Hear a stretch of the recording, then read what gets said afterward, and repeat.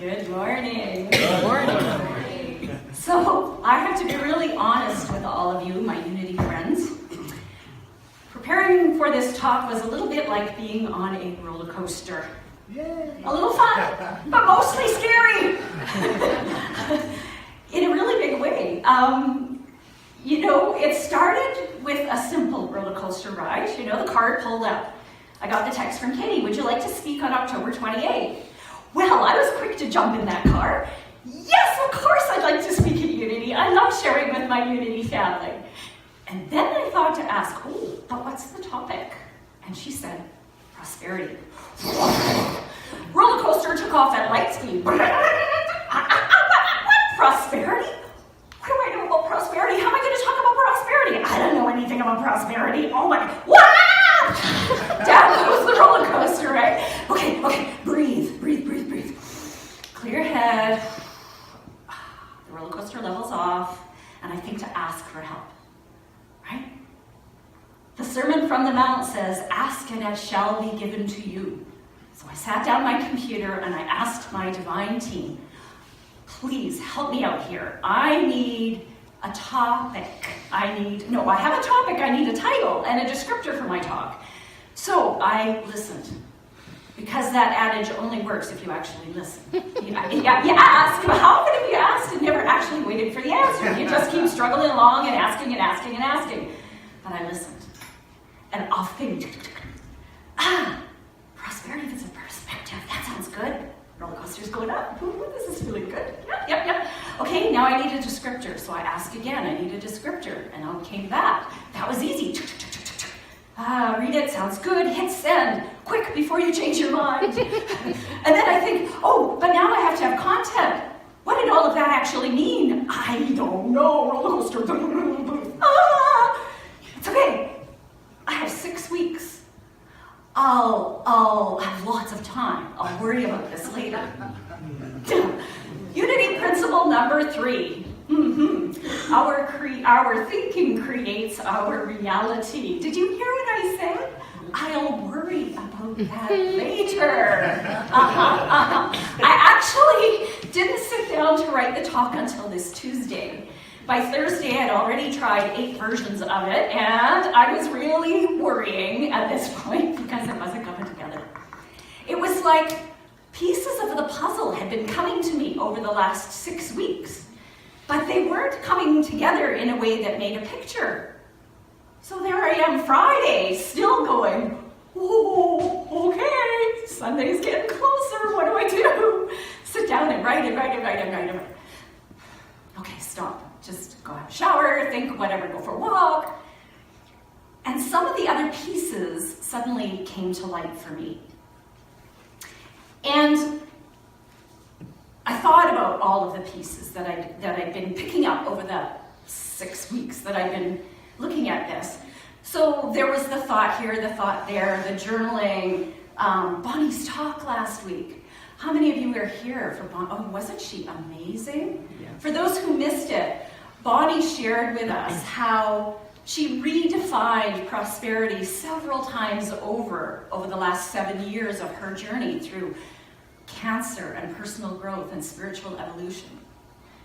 And like Bonnie, I started at that place, believing at the beginning of my life that prosperity was about financial wealth and material gain. She talked about that's where her journey started from. And I'm sure most of you can probably relate to that, right? Yes, that is where your journey started. Prosperity is all about getting more. But you don't have to be on a spiritual path for very long before you realize that prosperity is more than that. It's more than money. And yet prosperity should include money too, shouldn't it? I thought so. And that part wasn't really happening in my life. So when the Absolute Abundance course became available earlier this year, thank you, Ariana, for leading that for us so beautifully, I was quick to register. I was pretty well already on my way. I got that abundance is more than money. It's the people in our lives. It's the circumstances, the experiences that are come our way. It's the beauty. It's everything in life. Abundance is everything in life. I knew that. yet something was still missing. So I dove into that course and I did all of the practices. We wrote our gratitudes and our appreciations, and we said our affirmations, and we wrote new affirmations, we wrote definitions. We had an affirmative prayer partner, and to this day, I am still following all of those practices because our fifth unity principle says it's not enough to learn the teachings, you actually have to live them. So I made sure I was maintaining all of those practices, and yet it still felt like something was missing. I went into this panic when it came time to talk about prosperity. How could that be? I knew what abundance was. And then I realized there was the problem, right there. I knew what abundance was. I knew what abundance was when I went into that course. Have you ever thought about the words, I know? Yeah, I know closes off your mind, shuts down all the possibility for learning. Well, maybe not all the possibility. I did get some things out of that. But the minute we say, I know, we're intellectualizing. And we're actually convincing ourselves that we already have that knowledge that is attempting to be imparted upon us. And I had this insight. It was one of those pieces that came to me over these last 6 weeks.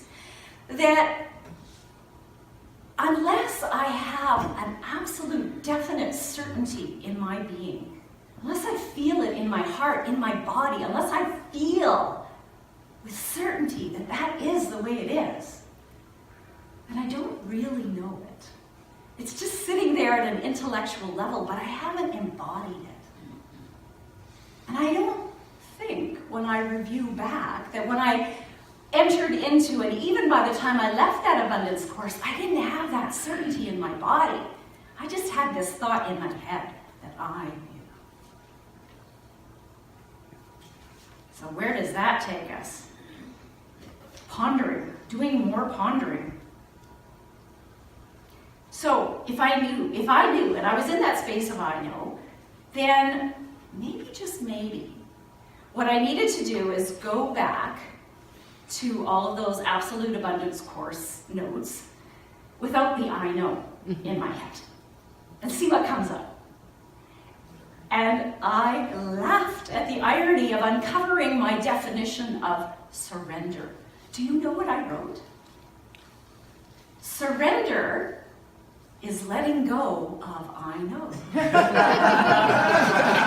Oh, yeah, good one. Too bad I didn't pay attention to it. Surrender is letting go of I know. So, okay, having affirmed that I really needed to let go of I know, I sat down and I read Ken Daigle's descriptions again. Ken Daigle is the creator of the Absolute Abundance course. Really, it's an amazing 3-week course. If you have our 3-month course. If you haven't taken it yet, I highly encourage you to do so. And when you do it, let go of I know. So what he wrote was, abundance is the infinite supply of the divine available to us at all times. Prosperity is our own realization and manifestation of that abundance. So in my place of I know, I thought, yeah, abundance is everything that's there. Everything that's there. And why is it not showing up? And I realized in my I know that I missed how important the word available is. He said, abundance is everything that the Creator makes available to us. And prosperity is seeing everything that is available to us showing up in our lives. So on the one hand, we have what's available, and on the other hand, we have what we see as available actually showing up in our lives. Hallelujah! The roller coaster is over. I get it. Prosperity is a perspective. Okay, so maybe you don't get it. I had 6 weeks to have a lot of pieces come together here, right? And now I have to create the picture for you. So let me start with an example. This is an example of a true life day in the life of Tina and Neil Thrussell. So for those of you who are Heart and Mind subscribers, you might have read this article last week. I wrote all about our experience of going to Kelowna for the Thanksgiving weekend where Neil was going to be running the marathon with his two sisters. And on the day of our departure, Tuesday morning, we left our Airbnb before 9 a.m. in the morning. Lots of time so we could be home before dark. And then things started to happen. I won't go into all of the details. I'll just give you a quick synopsis. We're driving along and all of the meters stop working in the car. No gas gauge, no speedometer, no tachometer, nothing's working. Ooh, that's not a very good thing. We make it across the Okanagan Bridge, and then the lights start to flicker in the dash. We had this happen to us in a car before, so we knew. Ooh, Neil pulled off the road, stop, the car dies. Yep, like, try to start it, click, click, click, click, click. Oh, that's an alternator. Click, click, click, click, click, click, click. Well, maybe not. Divine team, this worked for the topic. Divine team, please help us. We really need this car to start. We can't be stranded here in Kelowna. Click, click, click, click. Okay, so maybe I've got to be patient with that request. I'm willing to be patient. So we phone mechanic, one right around the corner. Nope, sorry, we're totally booked, can't get you in. 3 more phone calls to mechanics. Nope, sorry, can't get you until Saturday. What the heck? Help, help, help. Try again. Thank you! See? Asking it should be given. The car starts, we get driving, we get back on the main road, and then died. Okay, pull it off the road, phone a tow truck. Yes, the tow truck says, well, just a minute, we'll make a phone call. Yes, they find a mechanic who can take the car in. Yep, he's only a few blocks away. He tows us all the way back across town, right past the Airbnb where we started. We get to the mechanic shop. Yeah, they'll check it out. So we go for a walk. We come back. It's the alternator. They replace the alternator. It doesn't work. So they have to order a new alternator. They replace the alternator. Doesn't work. That's weird. Then they recognize, oh, it's the battery. The battery is actually feeding back to the alternator, burning it out, so we'll have to order a new battery, so we'll wait for a new battery. So, $900 later, after the towing bill and the repair bills, a lot of people would say, we had a really rotten day. How many of you might say that was kind of a rotten day filled with a lot of challenges? But prosperity says it all depends on your perspective. True. There actually were many gifts, right? Our word of the day was be in the moment and be grateful. And I actually walked away from that day feeling pretty good. I wasn't all worked up and uptight and all of those things, and I hadn't realized that prosperity was work already for me.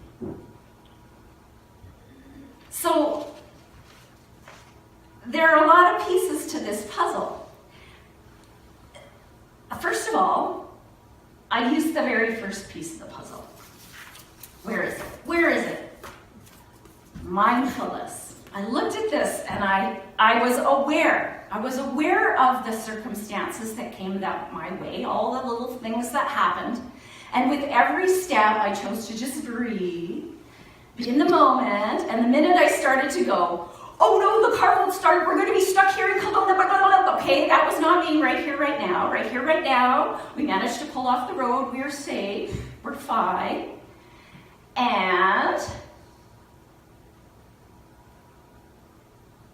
there's actually a gift in this. Okay, yes, be grateful for the gift in the situation. We actually pulled off the road the first time the car died. And so the guy behind us didn't slam into us when the car died. We were safe.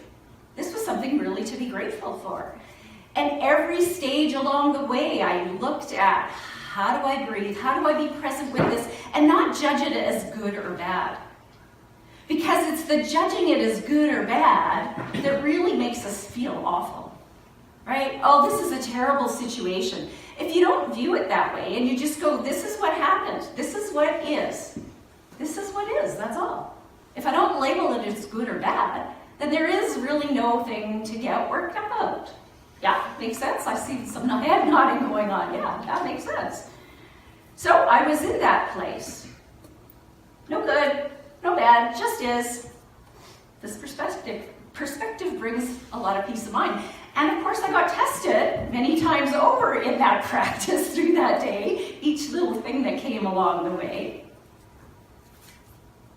Which of course is connected to this one, which I already mentioned, gratitude. Gratitude. Grateful for all the little things that came along the way. Grateful that those lights flickered because that let us know that we needed to pull off the road. Grateful for that tow truck that was actually just around the corner, so we only had to wait a couple of minutes before we got that tow all the way across town. Grateful that the car didn't actually die on the bridge because the tow truck driver told us there's only one company in town, and Mario's really charges a premium if you get stuck on that bridge. So we were very grateful that we made it off the bridge. I was so grateful that the mechanic shop was just a block walk from a really nice little diner where we had breakfast. So much to be grateful for in that. Another piece of this puzzle was surrender. Surrender to letting go of I know. As I was saying before, that feeling of I know keeps us in that place of having information and opportunity come to us. When you surrender, then you're open to what might come forward. And we were open to, okay, trust. Faith and trust, another piece of the puzzle. We had faith and trust that everything would work out, that somehow things would come together. And by surrendering, okay, for mechanics, nobody can help us, the idea came in, call a tow truck. Maybe the tow truck can find us a mechanic, and that's exactly what happened. So faith and trust. There is a greater power, that one source, that isn't trying to make our lives difficult. We make our lives difficult in all of the way we look at things, right? It's all about our perspective. More pieces, ask for help. Yeah, ask for help. A lot of us don't think about that one.